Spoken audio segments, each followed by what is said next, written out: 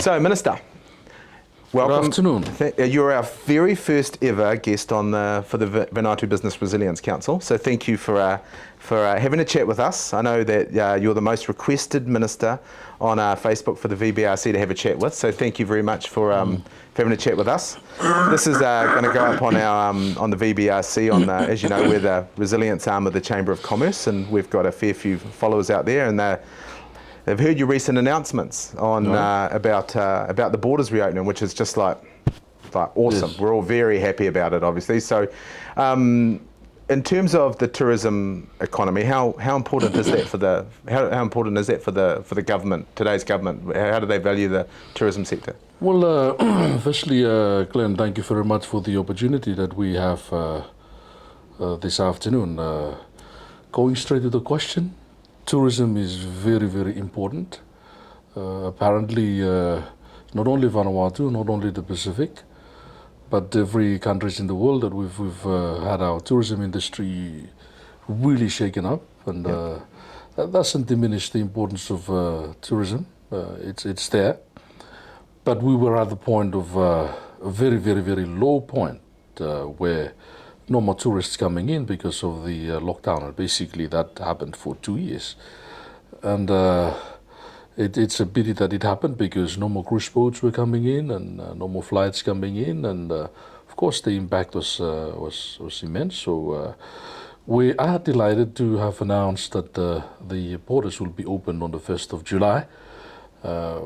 That should give time to the hospitality industry to prepare themselves for opening up, and that means seriously we're opening up on the 1st of July. It's great news. I think everyone's been like, I think over the weekend there was a different feeling around Vanuatu, that communication from government that we're opening is just like something super, super positive. And I think after 2 years, you, me, everyone there, was a state of depression. It was like it was nice to have that open. So we know that, like, relaying a few questions that we've got from people that have asked. They ask us a lot online.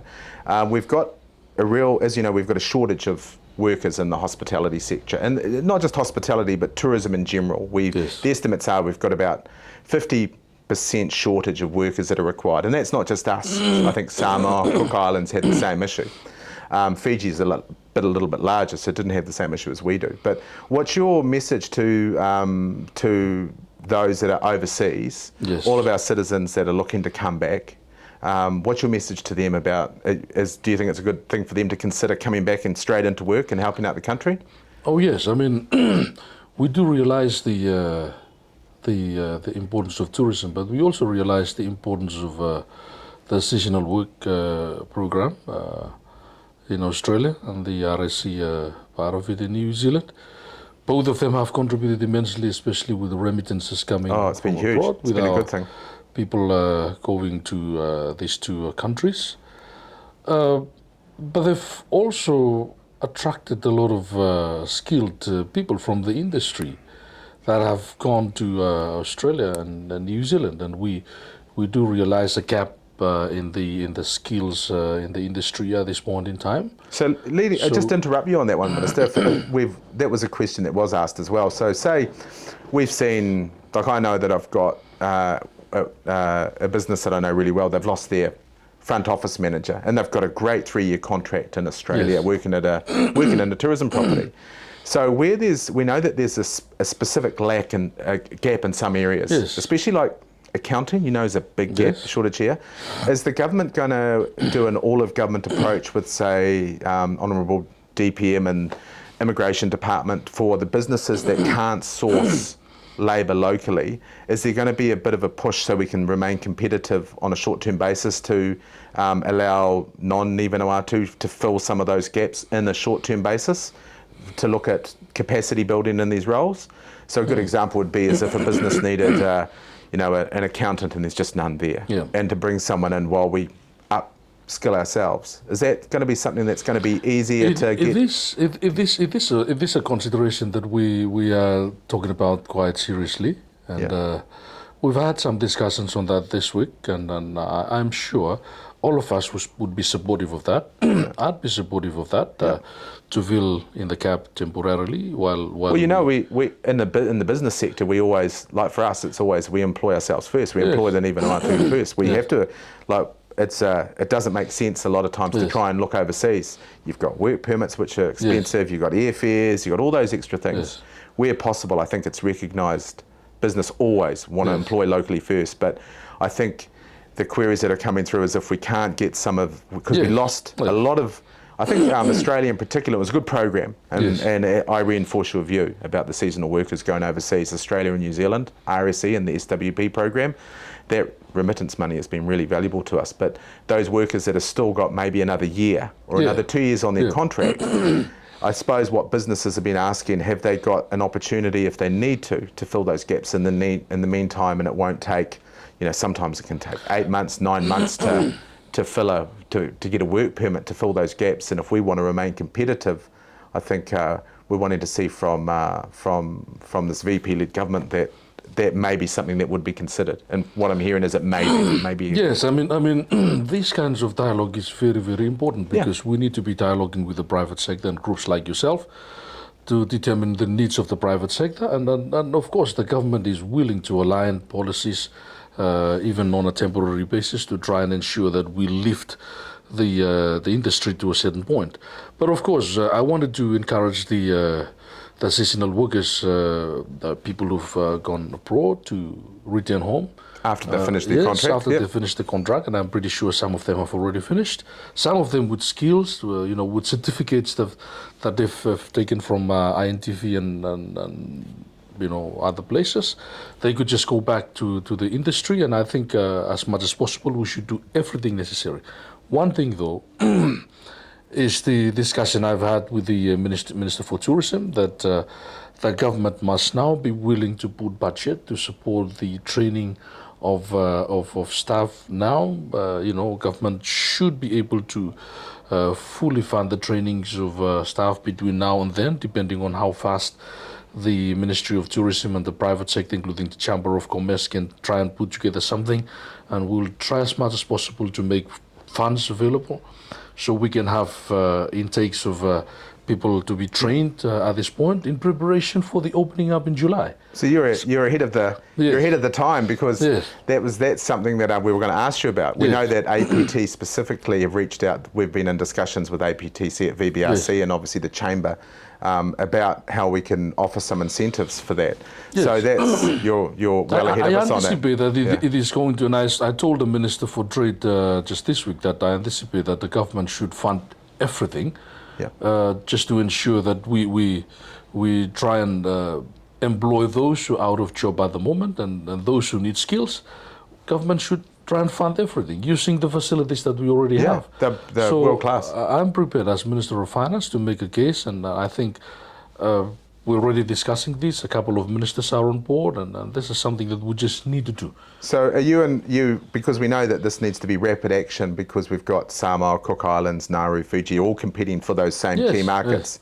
So putting you on the spot, is this something that you think we can get a bit of urgency on them? I want it to happen. Like, I told the Minister for Trade yesterday, I said, I'm expecting the plan to be in place and costing that out, and have your discussions with the APTC, and then if you require that money as soon as possible, then the supplementary window is available in May or June. That's brilliant. No, that's good.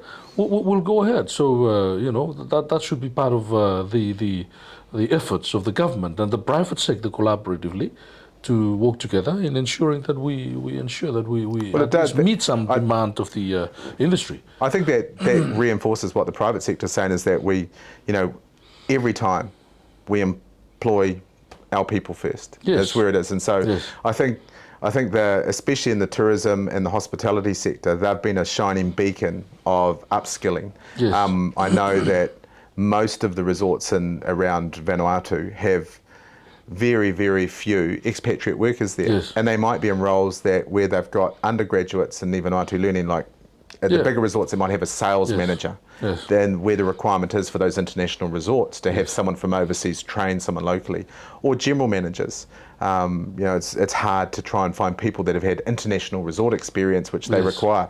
But now I'm seeing more and more assistant managers, front office managers, people working in the accounts, concierges. It's changed. There's a lot more Niva Vanuatu coming there. So it's encouraging to hear that the government will put budget into it. I think you'll have private sector knocking on the Minister of Trade's door tomorrow to reinforce that. I think. Even the 900 million Vanuatu special COVID-19 banking facility that's there. I'm thankful that Pred Bank has been very positive, and we're already receiving applications. I mean, we've agreed with Pred. They're going ahead with it. Okay, maybe the National Bank and other banks, they have some reservations. Pred is going ahead. They're already receiving some applications from the private sector. That's good. Yep. So there's that facility, for the private sector to that they can borrow using. Well, I think now that people have a date that they know it's going to be open, the latest date. Now they have an understanding that it might happen. Yeah. I know that we're going to keep it short, Minister. Your time is valuable. There was the wage subsidy. We've got the wage subsidy, which is due to roll out anytime soon. We understand, which is critical to keep going. The government's budgeted for 6 months of it. What are your thoughts on, while going through this process, and we know numbers will be limited in tourism to start with, to keeping that wage subsidy going on for that 6-month period, instead of cutting it off after the first 2 months or 4 months, just to help reinforce keeping those new people coming through and keeping them employed and encouraging the businesses, not just in tourism, but the business community, keeping people on? Is that something you'd be considering? Yes, I mean, please consider that this government is flexible in some of its policies, particularly in order to try and better address the situation. You have to be flexible. There's no very rigid policies that you cannot change, because if the situations change and the demands change, you go along with that situation. So if we make a case for it, that's something you might look at. I'm quite amenable to positive considerations on that. Great. So then my last one, and it's the word that always catches me out. I had to write it down for you. We were talking that New Zealand and Australia. New Zealand has brought forward its opening of its borders, announced today, by 2 months. So way ahead of schedule, because the flattening of the curve and coming down, it's faster pace than we have. And we know that what a great response the Vanuatu government's done during the COVID crisis. We've managed to, there's been no 240-day lockdown like you've seen in Melbourne. We've been 5 weeks, right? It's like people that complain shouldn't be complaining, I think we all know that. It's been so short. But the question is, if in the COM paper number 46, it said that based on the health, on how the curve's done and the epidemiological guidelines, that this is where we think we're going to be.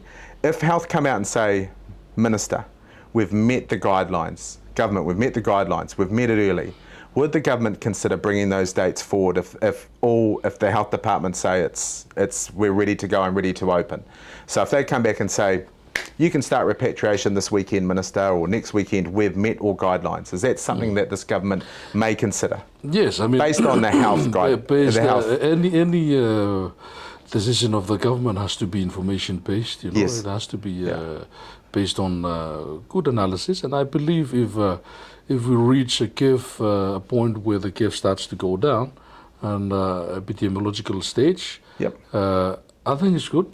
We want that gives to me a open up smile. as soon We as do. Well, I'm very keen to get back to repatriation citizens, because the sooner we start on that, we know we've got 5,000 overseas, and it'll take 3 months. Yes. And what we've seen in the data so far, especially out of New Zealand, is we both have the same variant, Omicron. Yes. Is that now the talk is that we could even get back citizens from our seasonal workers without even quarantine from New Zealand, based on statistics. So let's listen to our health team and see what they say there. Minister, thank you. I know this is great. Thank you for being our first ever guest at the VBRC. And you've said lots of things that I think are going to make the tourism sector and the business community very happy. So thank you very much. Stay positive, and then once we're open up, we're ready to go. Thank you. Thank you. Positive or negative?